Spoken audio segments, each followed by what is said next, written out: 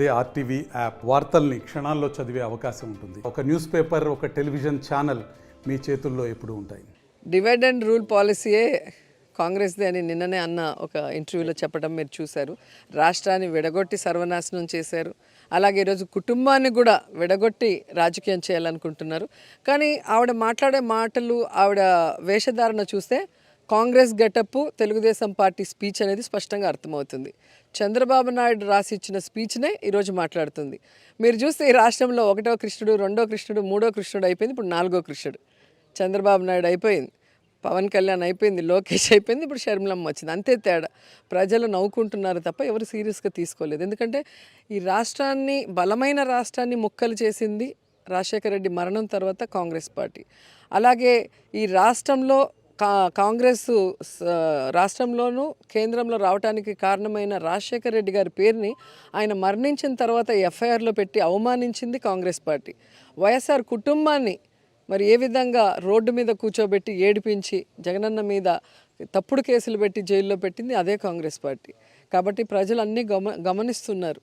ప్రత్యేక హోదా రాకపోవటానికి పార్లమెంట్లో తలుపులేసి ఏ విధంగా రాష్ట్రాన్ని విడగొట్టారు ఎవరు మర్చిపోలేరు. కాబట్టి ఆ పార్టీ తరఫున ఎవరు ప్రచారం చేసినా వాళ్ళు జీరో అవుతారు. ఇప్పుడు షర్మిల కూడా అదే మాట అంటుంది. ఏదైతే రాజశేఖర రెడ్డి ఆశయాలను తూట్లు పడిచే విధంగా ఆయన కొడుకు జగన్మోహన్ రెడ్డి నడుచుకుంటున్నటువంటి పరిస్థితి, ఇటు బీజేపీతో లాలూచిగా మారి తల ఉంచి చేస్తున్నటువంటి చేష్టలు ఇవన్నీ. జగనన్నకి బీజేపీతో లాలూచి పడాల్సిన అవసరం లేదు, అండ్ కాంగ్రెస్తో జతకట్టాల్సిన అవసరం కూడా లేదు. ఆయన సింహం సింగిల్గానే వస్తాడు. ఈ విధంగా పార్టీలు పెట్టి విలీనాలు చేసి పక్క రాష్ట్రాలకు వచ్చి ఇంకో పార్టీ కండు వేసుకొని ఇంకోటి చేయాల్సిన అవసరం జగనన్నకు లేదు. వైసీపీ పార్టీని నా భుజాన వేసుకొని పాదయాత్ర చేశాను. వైసీపీ పార్టీని నా పాదయాత్రతో నా ఇంటిని, నా బిడ్డల్ని పక్కన పెట్టి 3200 కిలోమీటర్లు పాదయాత్ర చేసి ఆ పార్టీని నిలబెట్టాను. వైసీపీ పార్టీకి ఏ అవసరం వచ్చినా నేను అండగా నిలబడ్డాను. ఆ పార్టీని అధికారంలోకి తెచ్చాను. ఈ రోజు కనీస కృతజ్ఞత లేకుండా ఈ రోజు నా మీద, నా వ్యక్తిగత జీవితం మీద, నా పేరు మీద నానా రకాలుగా నా మీద దాడి చేస్తున్నాం.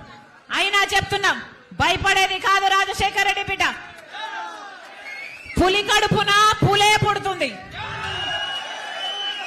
నా ఒంట్లో ప్రవహిస్తున్నది రాజశేఖర రెడ్డి రక్తం. వైఎస్ షర్మిల రెడ్డి ఇక్కడ. నా గుండెలో నిజాయితీ ఉంది.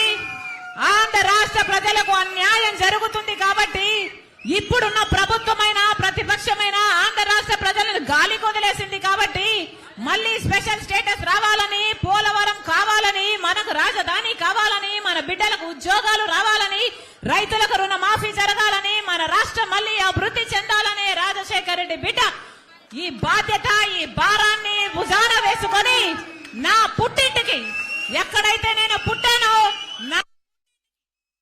రాజశేఖర రెడ్డి బిడ్డ తన పుట్టింటికి వచ్చి ఇక్కడ రాజకీయాలు చేస్తుంది తప్ప రాజశేఖర రెడ్డి బిడ్డ మరి ఏమిటో కాదు, రాజశేఖర రెడ్డి రక్తం అని మీరు గుర్తుపెట్టుకోవాలి.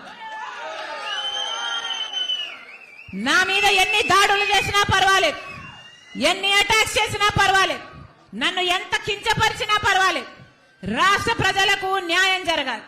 ఎంత త్యాగానికైనా, ఏ పోరాటానికైనా నేను సిద్ధం. మీరు రెడీయా? నేను రెడీ. మీరు రెడీయా? నేను రెడీ. మీరు రెడీయా? మీరు రెడీయా? మీరు రెడీయా? మరిన్ని వీడియోస్ కోసం ఛానల్ ని సబ్స్క్రైబ్ చేయండి. లేటెస్ట్ అప్డేట్స్ కోసం వాట్సాప్ ఛానల్ ని ఫాలో చేయండి. అండ్ లింక్ డిస్క్రిప్షన్ లో ఉంది.